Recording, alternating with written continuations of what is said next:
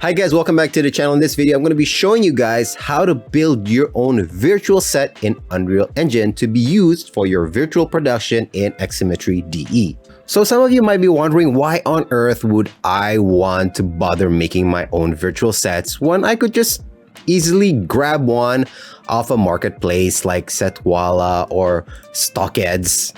Well, for indie studios, that reason could be budget, right? You might be working with a limited budget and you would rather spend a few hours of your time to build a set rather than dishing out a few $100s. For bigger studios, however, I know these numbers mean nothing to you. I know that clients are paying you a ton of money and within a blink of an eye, you could just purchase any of these. To be honest, I myself have purchased from both these sites on many occasions. And I just include the cost of purchasing the set in my quotation to the client. And the upside of buying from a marketplace is that you can actually show the menu of virtual sets to your clients so they can already visualize it. They can see oh, I want that one, I like that one. So you don't have to go through that back and forth of revision and whatnot. So that's what it's good for. Fast virtual sets, no need to make mock-ups. That's what it's good for. But on the other hand, it's not great for exclusivity. It means that any set that you buy has been probably used on, a lot of other projects. And some clients are okay with that, but some clients are not. Now, I know that you can purchase and modify these stages in Unreal Engine, but if you're going to end up changing the whole look, why buy it in the first place?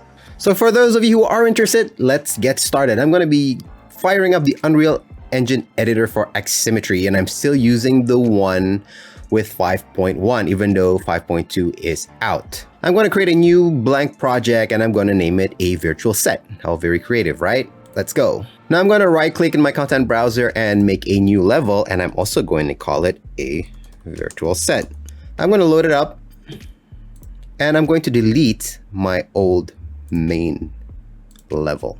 Now I'm going to head to the Unreal Engine Marketplace and I'm going to add this automotive materials pack to my project. Next, I'm going to need this Super Grid starter pack, and I can't add it to my project directly. So what I'm going to do is just create project, save it wherever, just make sure it's the same version that you're using for your virtual set. So 5.1. So just create it. I've already done that. Once you've created the project, go to the folder where you saved it and go to the content folder and just copy this entire Super Grid folder and copy paste it in the content folder of your virtual set. Once you've done all that, you should now have the Super Grid folder and the automotive materials folder in your content browser. And in this video, I will only be using assets from these two packs and some from the Quixel bridge as well. And all of these are free, so you won't need to spend a single dollar. Now I want to explain a little bit about why I downloaded the Super Grid pack. I really like using the meshes from this pack to block out my stage. So I'm going to head inside it, and here there is a starter pack, and here there is a source folders, and here there is a meshes folder. And what I'm going to do is I'm actually going to add it to my favorite so I can access it here on the sidebar without having to navigate all the way to it again, because I will be needing meshes from this folder a lot. And I'm going to give it a color, set color, just so that I can find it even more easily in the future. Okay, so if I open it up, as you can see, I have a lot of basic shapes in here. Now, we are ready to start building. And what I like about these shapes, and I'm going to just drag one in here, and we don't have any lights or anything, so I'm going to go to unlit mode so that we can see our object. And I'm going to recenter in the middle of the stage. So, where is it? Right here. And as you can see, these squares, small squares, represent 10 centimeters. And yes, we're using the metric system here in Unreal. And these bigger squares represent half a meters, and the whole square is a 1 meter square, a cube. And as you can see on the right side, it's 1 times 1 times 1. And if I wanted to scale this up 1.5, as you can see now, I have a rectangle that is 1.5 meter in width. And you can see that even without looking at the numbers, I can see that because it has 3 big squares. So I like using these meshes to build out my stage so that I can create everything to scale with, let's say, my green screen and so on. So everything is in its real dimensions and how they're big they're supposed to be. So now I'm ready to build, but where to start? So I'm actually gonna head back to setwala.com for some inspiration. And note that I'm using the word inspiration here, not the word plagiarism, because I'm not going to be replicating any of these stages. I'm just here to look at a starting point. And you guys could get inspiration from anywhere that you guys want. You could go even on something like Midjourney and ask an AI to do a concept or a stage for you and stuff like that. Anyway, so I think as a starting point, I'm gonna choose this one right here. This one has very simple shapes, right? It's mostly using squares, and it has like neon boxes and a LED in the back. So it's very simple. So I think I'm gonna use this as a starting point, and then I'm going to make my own modification. I'm going to spice it up in my own way. All right, so now that I have my creative direction, so to speak, let's start building. I'm going to delete this mesh, and I'm going to drag in my camera so that I know where my stage needs to be facing. So I'm going to use a virtual cam here. And all right, so now I know that my camera is going to be facing that way. And I'm going to start by building my studio, right? So the environment, like the base layer of where I'm going to be building my virtual set. So what I'm going to do is just grab one of these super grid box right here. Or actually, I'm going to get the center one, because this one, if you see, has the pivot in the center. See, there you go. And this one has a pivot on the corner. So useful for different situation. So the one in the center, I'm going to center it here. So it's at the center of my level. And now how big do I want my studio to be? So let's say that I have just gonna lock it there, just scale it up in proportion, and a 10 by 10 studio, right? So now I have a huge 10 by 10 studio. Is it big enough? Let's say that it should, or let's make it bigger. Why not? Let's make it by 20 by 20 by 20. Okay, so I'm actually inside the box and I can't see anything because it's using a one-sided material. So I'm gonna go to my second content browser, and if you only have one content browser, just go on your window and can add up to 4 content browsers. I find it useful when I just want to switch between things. So, okay, I have my second content browser, and I'm going to find this material. It's right here, Super Grid Default. I'm going to open it up, and it has a master material. I'm going to find the master material, and it's right there. I'm going to open that up, and I'm going to select two-sided material. Yes, please, apply. And now I have my studio. Wow, it is actually really huge. And I'm going to lower the roof a little bit because it's way too high. So maybe it's like 10 meters high. That's enough, right? That's enough for like a trussing light rig system and all that. All right, so now I have my studio. We can start building the stage. So again, I'm going to use the center box, right? I'm going to start in the middle of the set, and I'm going to drag it back. Let's say I'm going to make it maybe like 4 meters by 8. Yeah, that should be enough to fit a few people on it.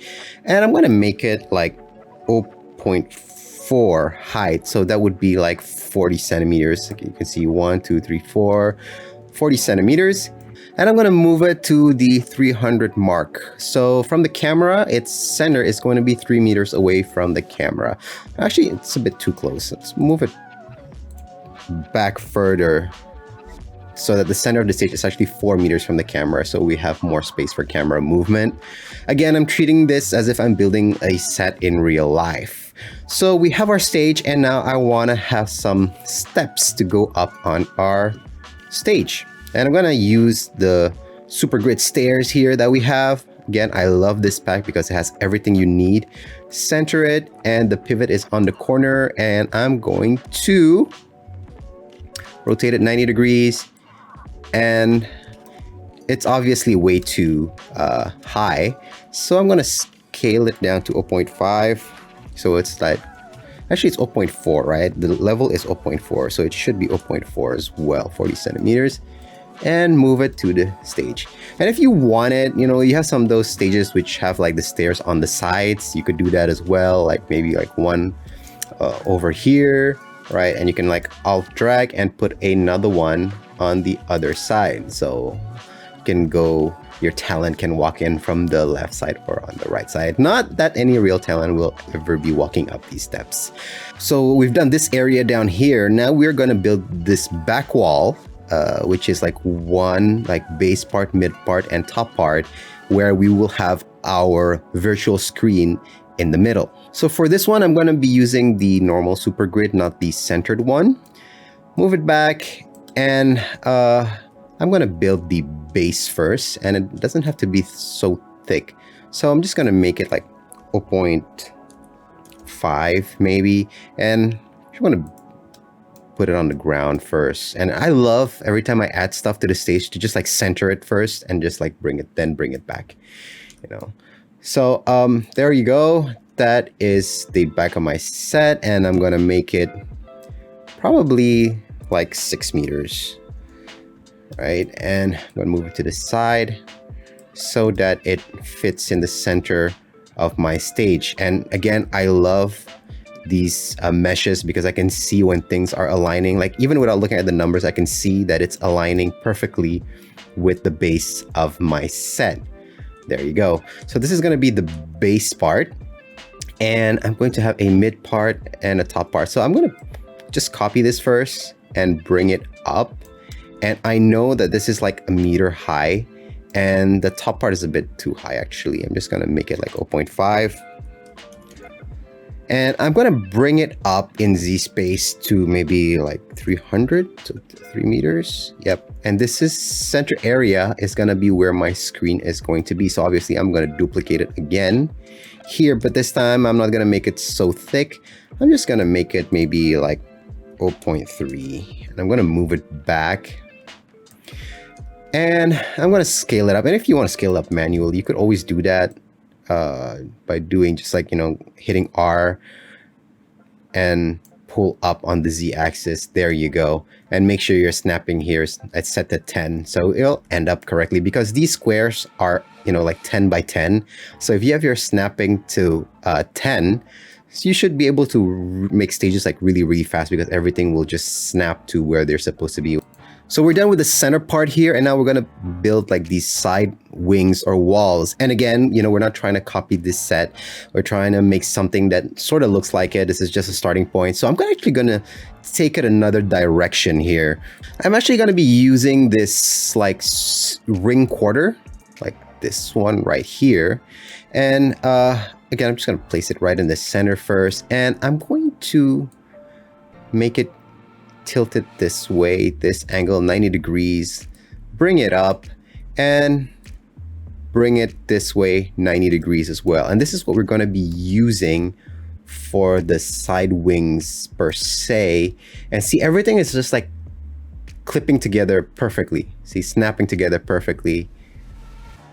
Boom, I think that makes for a nice corner right there. And I'm going to separate the materials on this. And I want to make it different materials to make it look more awesome, give it more awesomeness. And this is way too thick. So again, I'm going to try and put the snapping on and bring it to half size first of all. So 0.5. And I'm going to bring that here and there. Again, everything snapping together nicely. Boom. So it's actually on the set right now, not on the floor. And from here, I'm going to just copy paste it a few times. So actually, I'm just gonna actually bring this one up so that it matches the top part. See, just like that, like so. And I'm gonna bring this one up as well, and this one up as well. So there is a little bit of empty space here, and actually gonna use that to my advantage. I'm just gonna like put one in the middle, and I'm gonna make it like 0.1 So it's really just filling that gap, and I could make it like a neon material later on. So I got my corner ready here, all done. And of course, I could just copy all this instead of remaking the whole thing. So I'm going to select all these corners, and I'm going to hold Alt and bring it to the other side and rotate it 90 degrees and bring it in. And there you go. I have my corners. So now that I've done the corners, I actually need to make these sides. And I want to try and make something a little creative here. I don't want to just make like a wall to cover it up. Let's try using another shape, maybe like this one, slanted. There's a few slanted here, like 45, 22. Let's try the 45 one, you know. I'm going to drag it in here, and it's snapping nicely. And I'm going to turn it 90 degrees because I'm going to use it for my wall here, and it's too big. I need to make it like half the size, so 0.5. Boom, like that, like so. And this is nice. Might be too slanted. Let me try if I can make it. That's too slanted. I'm gonna make it higher so that it reaches the top part. So 3 meters high. That should link up with it. I don't know, maybe. Let's find out. I'm gonna bring in one of these normal boxes, right, and bring it to the corner here. This is just a test to see if they line up or not. And I'm gonna make it 0.5. Copy that. 0.5. And see if I scale it that way, will it? No, it doesn't really work. Actually, it does work here at the end. It is lining up perfectly here at the end. And don't worry about the overlap, because I'm going to be making this the same material. So you won't actually see this ghosting effect once you've applied the materials on it. So I'm going to do that, and you know, like, copy some of these like so. There you go. So I have my sidewall here, and again, I'm just gonna copy this and bring it over to the other side. There you go. And I'm done with the base of my stage. And I'm going to start by building the area where my talent is going to be walking on. So this is the whole stage itself, and I'm just going to copy the base, right? And I'm just going to, since this is centered, right, there's a reason why I use the centered pivot cube on this one, is because now I can just make duplicates and make them smaller. I'm just going to lock this in for now, make it like half size. There you go. So this could be an area where my talent would be walking on. Could lower down a bit, and because this, I just want this to be a detail. I don't want it to be so high. And actually, I'm going to make this a bit bigger. I'm going to turn off my lock for a bit, and I'm going to make it like 3 by maybe 6. Okay, 3 by 6, and I'm just going to make it like 0.01. So you might need to turn off your snapping here because you want to bring it up, and it's only like 0.1 is going to be like 1 centimeter, right? Because this is just going to be a detail. I just need it to be like a little bit off the base of the stage so that it doesn't overlap its UVs. So 0.01, that's 1 centimeter right there. That should be enough for the area for the talent to walk on. And I think now we could start by adding some colors to this. So I'm going to need a light for this. I'm going to just start by adding a light here, point light. I'm going to put it in the center right here. And I'm going to go back to lit mode. And I'm going to crank up this intensity to like maybe 200. And maybe that's too bright. Give it to 100. I'm gonna change the radius to like maybe 2000. So this is just a light for us to be working, like a utility light. This is not going to be the light that's actually going to be used to light the stage. And if you don't like these overly lit reflections of the light, you can type in specular scale, because I know when I just started building sets, this was really annoying and I was like, how do I turn these off? That's how you turn it off, right? So okay, you have a light to work with now, so you can see your materials. So then we're going to be looking into materials. I'm going to go into this automotive materials folder, and here it has like materials folder, exterior folder, and one that I like to use is actually the car paint one. This is pretty cool for making sets. And I'm going to right click it again and add it to favorite here so that I can easily access it later, and add a color to it. I'm going to make this one red. Okay. And there you go. I have a lot of colors to play with now. So I don't know what is the color of the branding of your client, but you can work with any of these. So for example, maybe the client has a lot of like black and orange. Maybe it's like a, I don't know, oil company. I know an oil company which has a lot of orange and red. You probably know the one I'm talking about. Let's work with that. Let's make it like orange and red. So you can see when I add the material, they're going to blend in nicely. You won't see any of the overlaps going on like you see here with the base material of the super grid.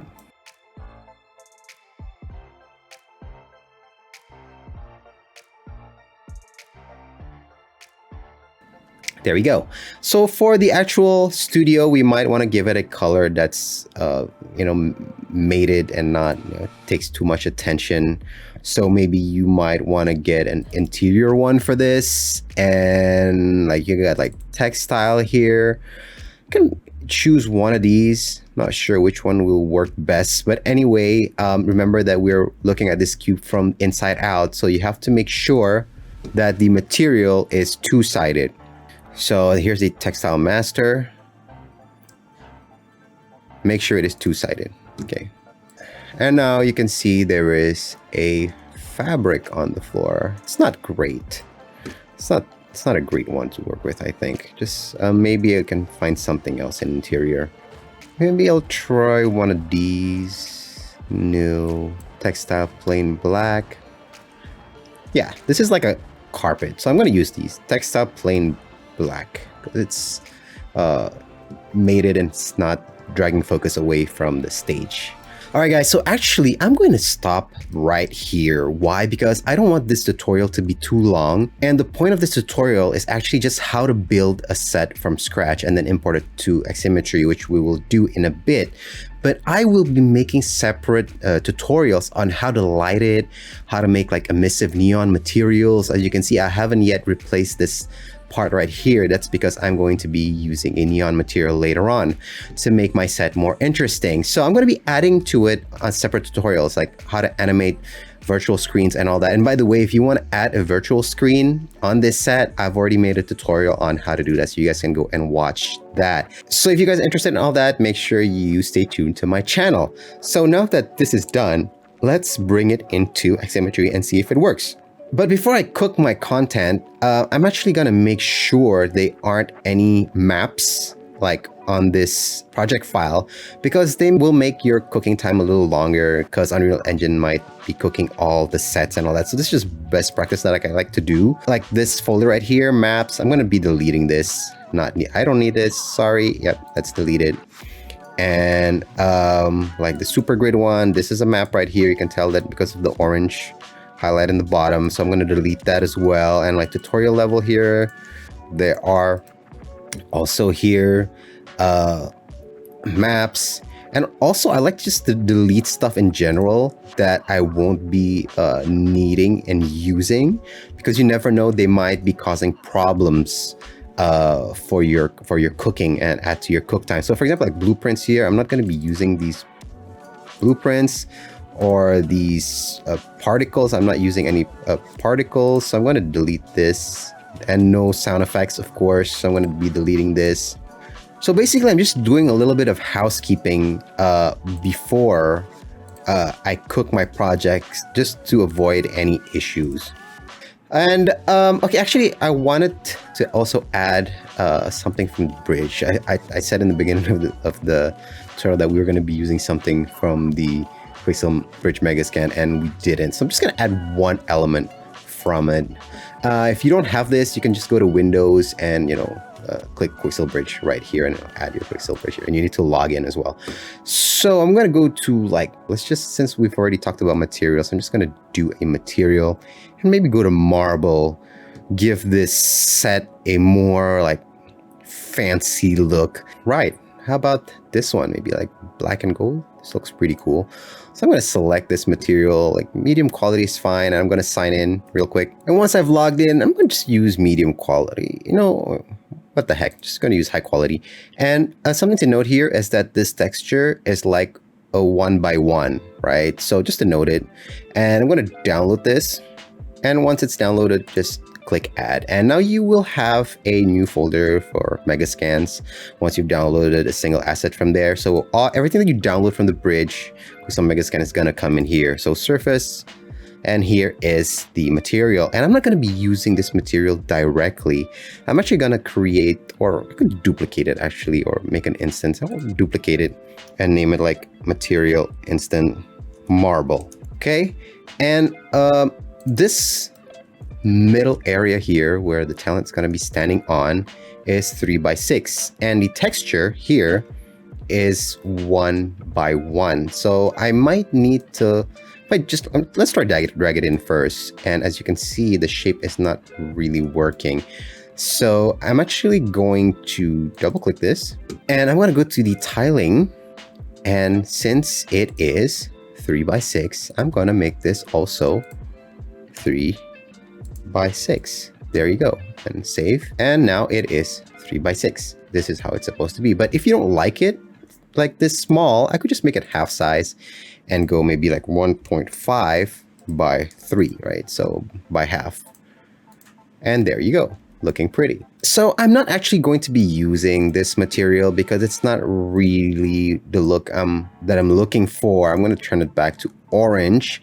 So that was just to show some of you who might not be familiar with Quixel Bridge how to use any of their assets on your virtual set. All right, now that I'm done, let's go and cook this project.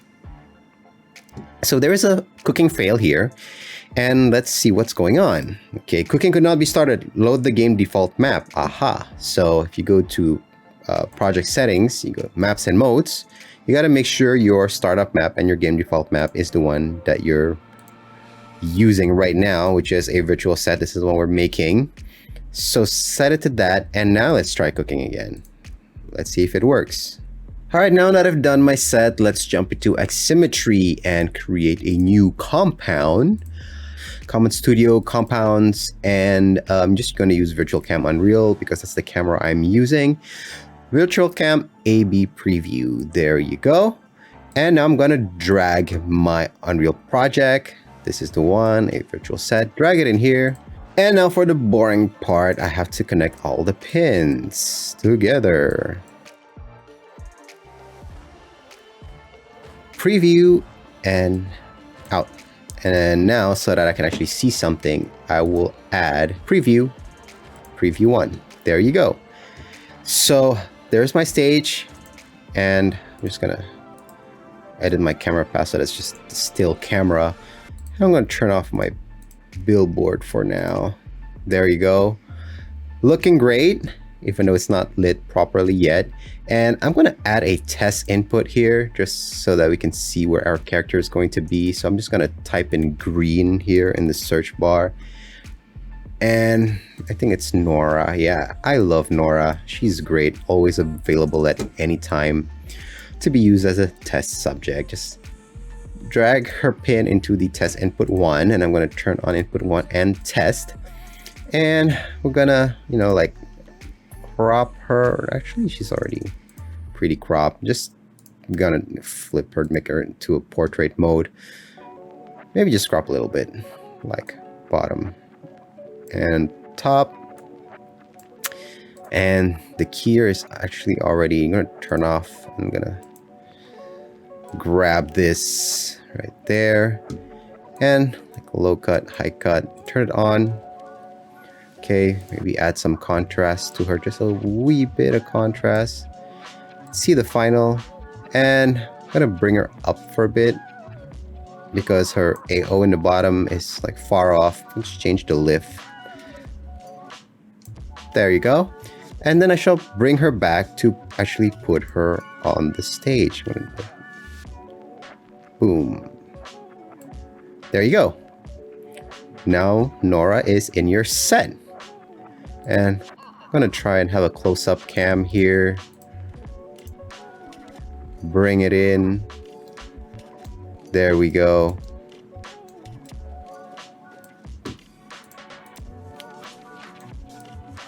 Yeah, have some movement here.